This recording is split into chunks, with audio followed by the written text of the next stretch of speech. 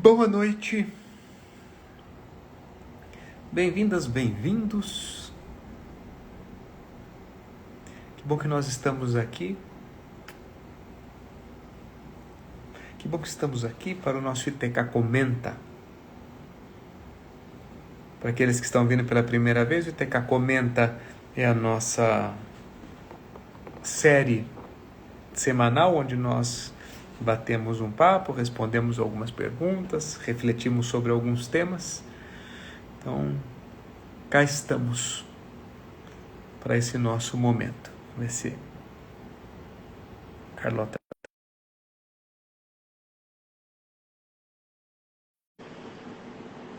vai se chegando. Aproxime-se.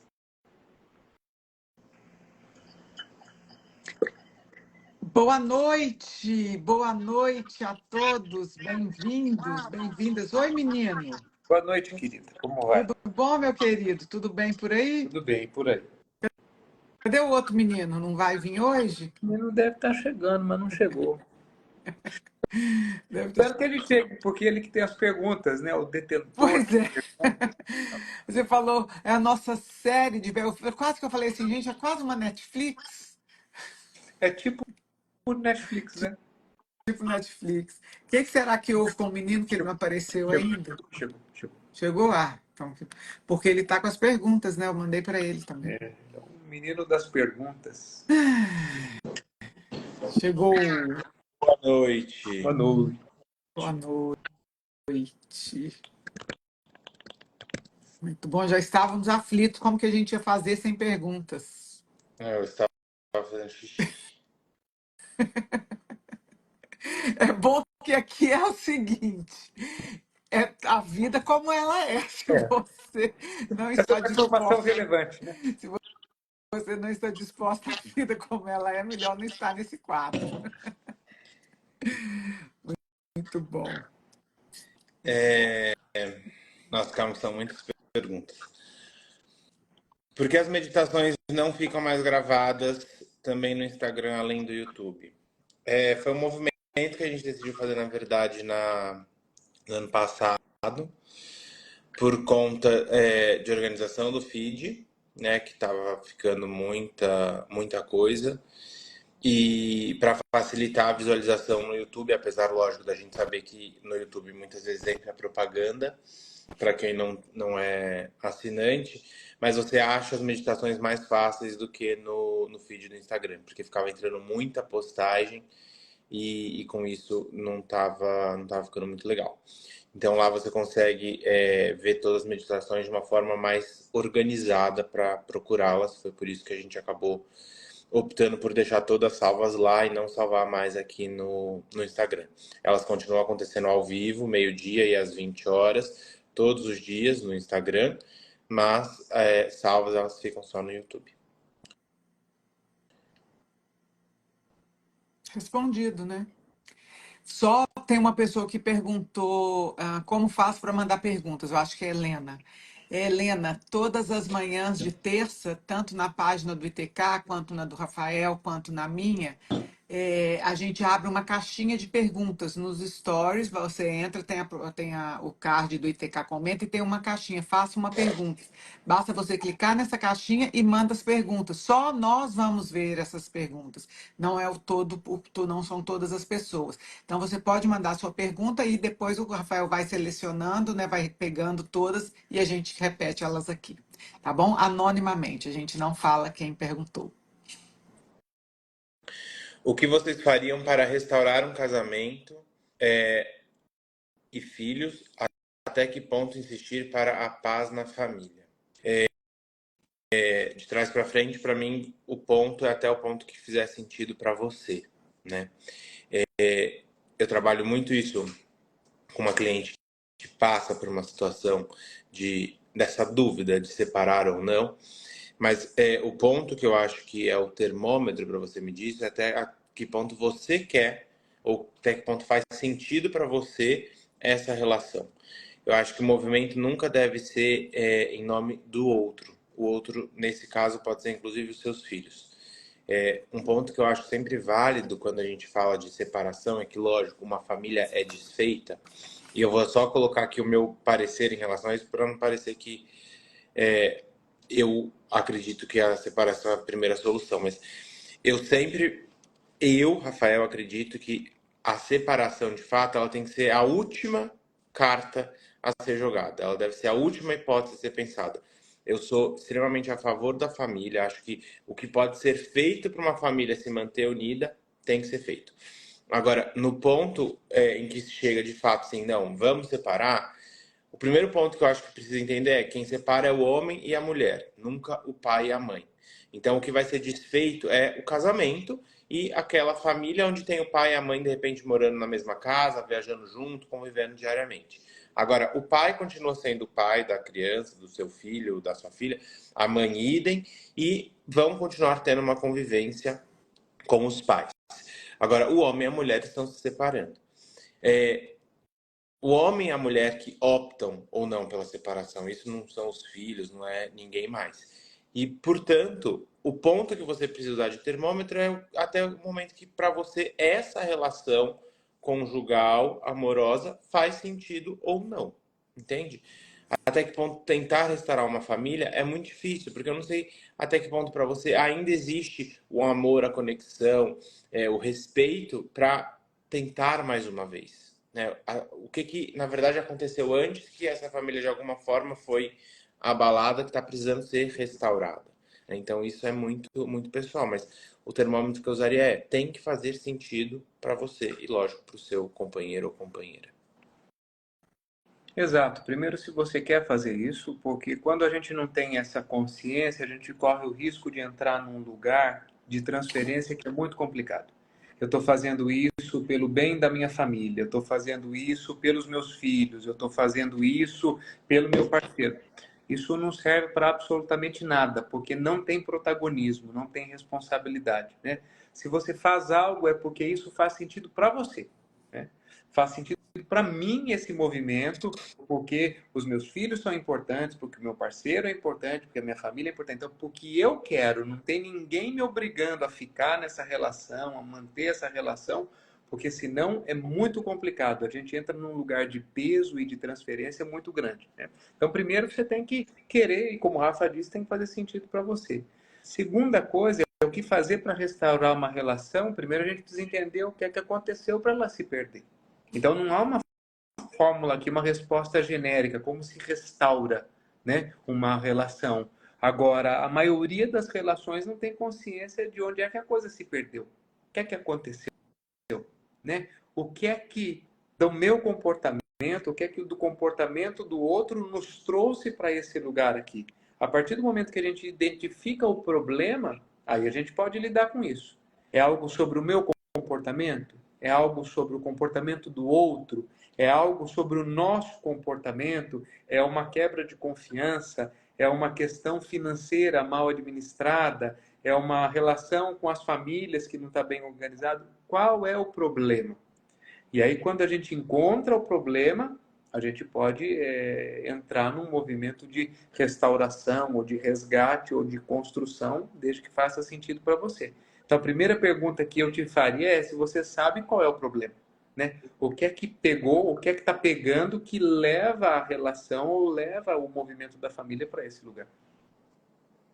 Perfeito. Eu acho que essa é a verdadeira questão. Se a gente puder reformular essa pergunta, ou você coloca o que você faria para restaurar um casamento, a pergunta que eu traria é: o que aconteceu que este casamento precisa ser restaurado? Então, o que quebrou este casamento? Onde quebrou? Qual é a responsabilidade de cada um? Porque se você tem claro o que quebrou, o que aconteceu que este casamento quebrou, e agora você fala que ele precisa ser restaurado, isso aí já resolve, já responde 99% dessa questão. Porque o que quebrou, o que quebrou foi isso. Então, agora com isso, o que eu quero? Faz sentido para mim eu seguir com isso desta forma? É importante para mim fazer de uma forma diferente isso aqui? Então, eu acho que se você puder só responder essa pergunta, o que quebrou? Onde quebrou para que precise ser restaurado. Porque aí faz sentido ou não para você? Faz sentido continuar apesar disso? Eu posso fazer diferente? E aí, a hora que você identificar o que quebrou, pare e olhe o que aconteceu lá atrás que você falou sim para este homem ou para essa mulher. Porque o homem é o mesmo. Aquele que você falou sim lá há 15, 30, 40 anos é o mesmo. É que muitas vezes, quando a gente fala sim no primeiro momento, nós estamos vendo só os cabelos bonitos dele. Nós estamos vendo só o ombro para trás dele. Com o tempo, estes cabelos começam a não ficarem tão bonitos assim. Às vezes vai raleando, às vezes vai esbranquiçando. O ombro, às vezes, já não está mais tão para trás, já está um pouquinho assim. Só que é o mesmo ombro, é o mesmo cabelo. Mas eu só olhava para o brilho. Eu não olhava para o que tinha além do brilho. Mas o homem é o mesmo, a mulher é a mesma. Aquela que eu falei sim, aquele que eu falei sim, continuam o mesmo. Por que que agora eu estou olhando para um outro lado? E ok para mim seguir com esse outro lado? Então olhe para o que você tem, olhe para o que você falou sim, e isso que você falou sim continua, permanece. Então, essa é a única dica que eu posso dar. Primeiro, olha para o que continua, olha para o que permanece, porque você falou sim lá atrás, esse sim está valendo ainda, né? E descobre onde quebrou e por que quebrou. Onde quebrou e por que quebrou. Aí você já resolve. Respondendo isso, você sabe o que precisa ser restaurado e se vale a pena ser restaurado. Muito bom. Desapegar de objetos que já não servem e ainda tenho apego. Eu não sei vocês, mas eu percebo e conheço algumas pessoas que têm esse mesmo costume que eu, que o Bruno também temos em início de ano. Eu acho isso mais comum, que é fazer uma grande limpeza nos armários, né? E por acaso eu estava fazendo isso semana passada, retrasada, assim que a gente chegou do ano novo. Quando eu conheci o Bruno ele tinha uma teoria que ele tinha um guarda-roupa extremamente enxuto e sucinto. Ele sempre que comprava uma peça, ele tirava uma outra peça. Depois ele me conheceu, eu impedi essa teoria de continuar, mas ele ainda assim tem um guarda-roupa bem sucinto. Mas todo início de ano, na verdade nem é só início, eu gosto de fazer umas 2 vezes por ano, às vezes eu faço até mais. Eu dou uma bela limpa em tudo aqui de casa, né, na casa inteira. E na semana passada, quando eu estava fazendo essa limpa, às vezes eu vou colocando umas teorias na minha cabeça do tipo, coisas que parâmetros, na verdade, né, para tentar organizar isso melhor. Então, assim, coisas que eu não uso, que eu não usei no último ano, eu vou dar. E esse ano eu parti desse princípio. Tudo que eu não tivesse usado no último ano, eu iria dar. Só que, na verdade, se eu fosse usar esse parâmetro, eu ia dar mais da metade do meu guarda-roupa, porque, de fato, eu reconheço, e eu acho que essa é uma grande verdade para uma boa parte das pessoas, a gente tem muita coisa, né? A gente tem muita roupa, a gente tem muito... a gente acumula, né? Eu, pelo menos, acumulo. E aí, o ponto que me ajudava a desapegar das coisas, quando eu decidi, falei assim, não dá para eu dar tudo que eu não usei no último ano, porque daqui a pouco eu vou ficar basicamente com roupa de ginástica e uniforme de LT, que é basicamente o que eu uso com frequência. E aí, tinha muita coisa que eu falava assim, não, mas isso eu vou usar, não, mas isso... Aí, de repente, eu lembrava o momento que eu comprei, ou a pessoa que tinha me dado, etc. E aí começava aquele sentimento de apego e vou guardar. O que sempre me ajuda quando eu chego nesse lugar, que eu fico assim, será que eu guardo? Será que eu não guardo? Será que não sei o quê? Se é algo que eu tô na dúvida, provavelmente eu já não preciso. Mas o que realmente me faz de desapegar e abrir mão assim, sem dó, sem peso no coração, é quando eu penso que eu posso colocar aquilo para alguém que precise muito mais do que eu, que é geralmente o que eu faço com as minhas roupas, né? É isso aqui, eu tô falando de roupa, basicamente. Eu fico muito feliz quando eu percebo que alguém ganhou, alguém no frio pode usar um casaco, alguém está com uma roupa mais confortável e que não teria condições de ter aquela roupa. Então isso me ajuda e me move muito a fazer esse ato de tirar as coisas, né? E aí, sinceramente, se você consegue desapegar, né, depois provavelmente você não vai nem lembrar dessa roupa, ou desse objeto, ou qualquer coisa que seja, né? Porque o momento é só realmente aquele momento da separação, de você tomar a decisão, tipo, não, vai. E aí, depois que você abre mão daquilo, é algo que não vai provavelmente fazer uma grande diferença na sua vida. Porque se é algo que está estagnado, está parado, realmente é porque você não está mais usando. E aí tem uma frase que a gente usa muito em um dos nossos treinamentos, que a gente fala isso, né? Você só tem espaço para o novo quando você abre mão do velho. E é um fato. Então, esse ato de desapegar é também um ato de deixar a energia circular, né? De estar pronto para o novo. Eu acho que é um movimento saudável e que vale a pena ser feito. Pode repetir a pergunta, por favor?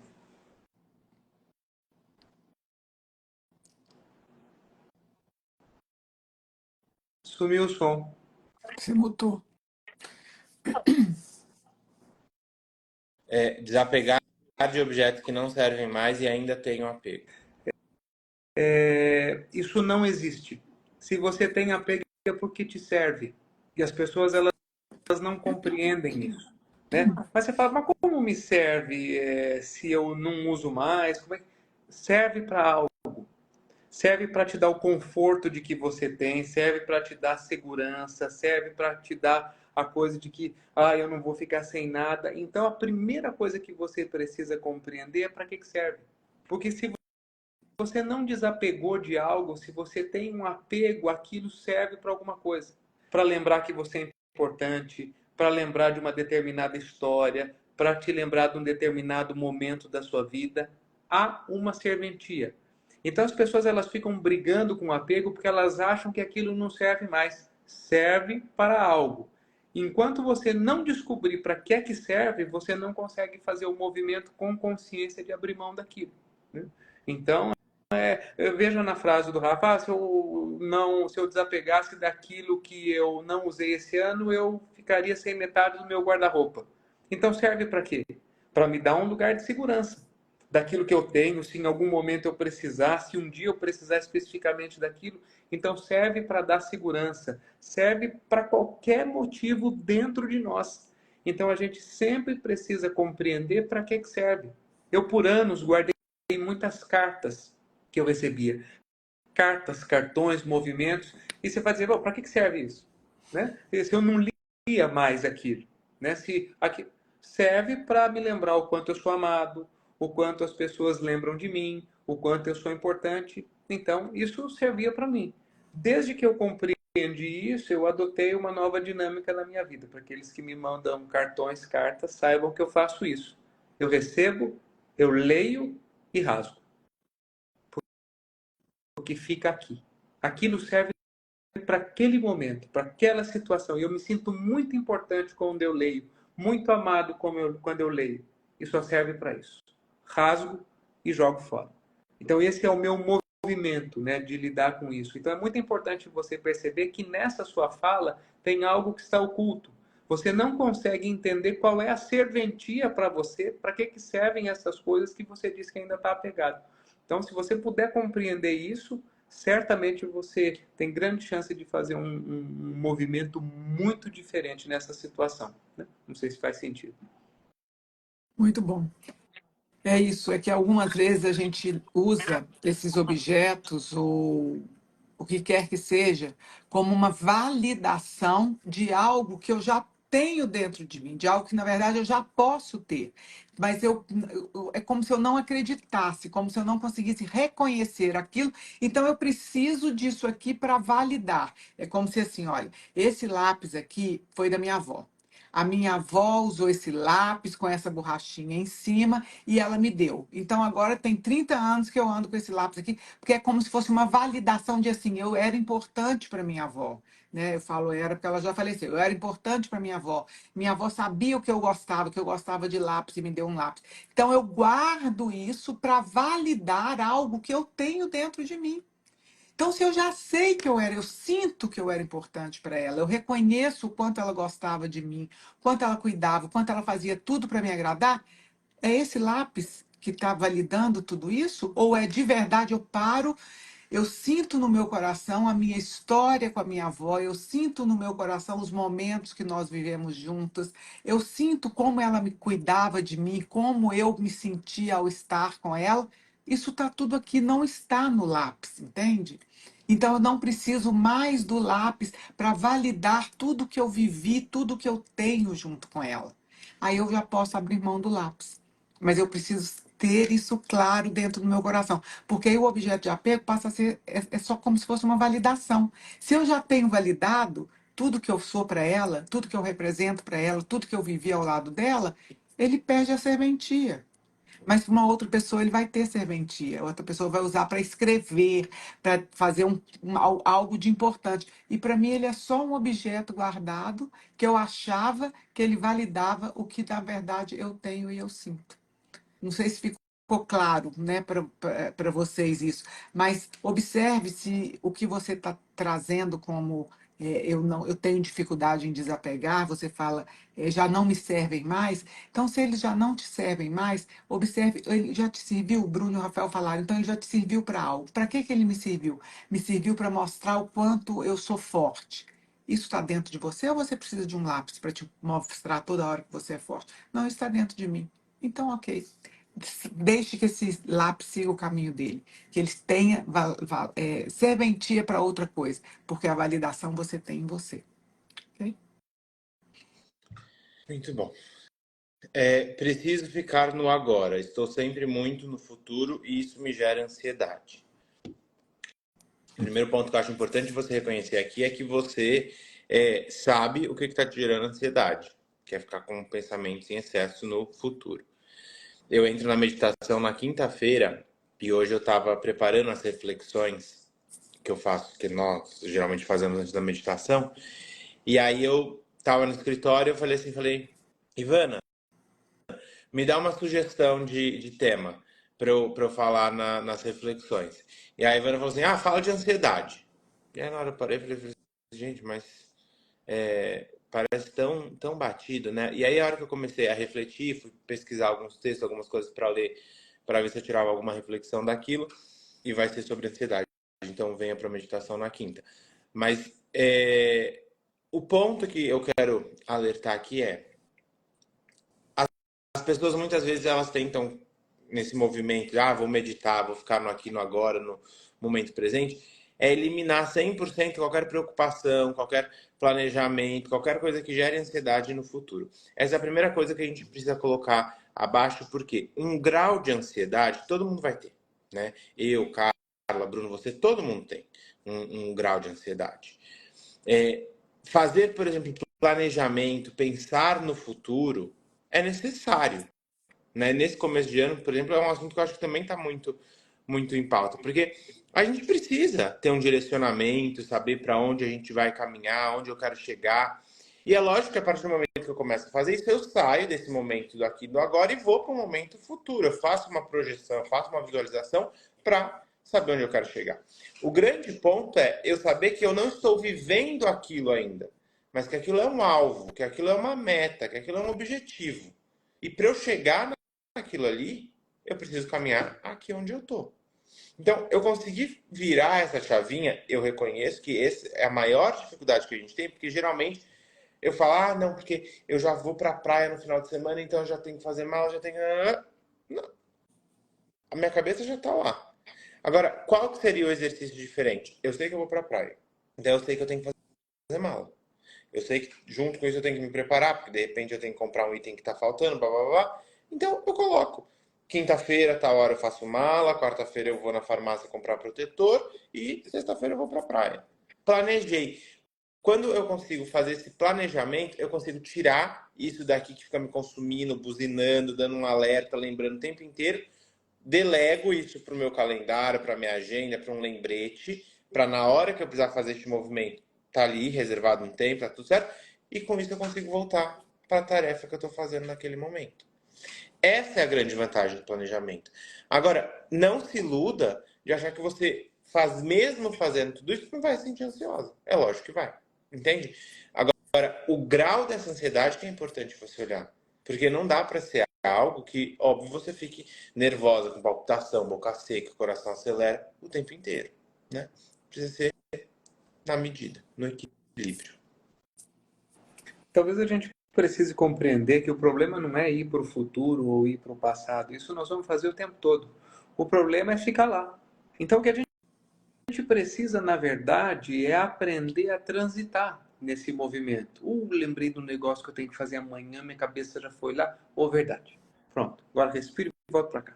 Puxa, lembrei daquilo que aconteceu semana passada. Ela foi tão triste, ó, quando eu fiquei chateado. Tudo bem. Acolhe e volto para cá. Por isso que a meditação ajuda muito. Por quê? Porque a gente faz constantemente qual exercício?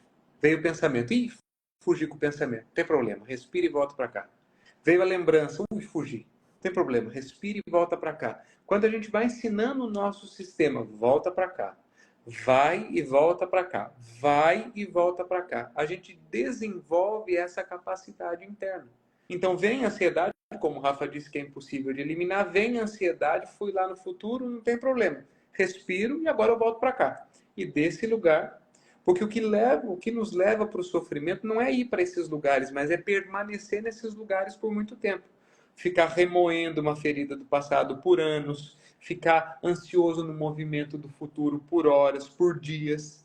É isso que nos leva para o estado de sofrimento. Então, na meditação, movimentos de consciência, de presença, atividade física, nos ajudam a voltar para cá, e essa é a dinâmica que a gente convida a cada um de nós a quem está lá nas meditações. Não é não ir, mas é saber voltar, saber se ancorar aqui nesse movimento. Muito bom. Em outras palavras, o que eu uso é isso aí que os meninos estão falando quando eu estou fazendo a meditação aqui, vem esse tema. É assim, ó, imagina um anzolzinho e o seu pensamento. É o enganchar. Então, eu estou aqui no presente, focada, vivendo.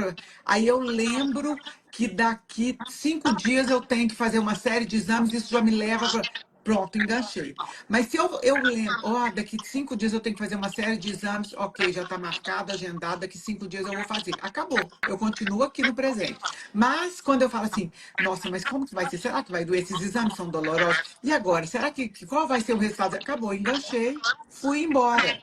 Saí do aqui agora, saí do presente. Então é exatamente o que os meninos falaram, eu uso essa metáforazinha. Cuidado para você não enganchar, porque o problema não é ir lá e voltar, porque você vai e volta, isso é o tempo inteiro, todos nós, o tempo inteiro. Uma coisa nos pesca aqui, outra coisa nos pesca ali. O problema é ficar, então não enganche. Reconheceu? Opa, volto para aqui, porque se você enganchar, aí isso te leva embora, aí te gera ansiedade. Ok? Muito bom encontrá-los. Muito bom encontrá-los. Até a próxima. Até. Beijo. Tchau, pessoal. Tchau.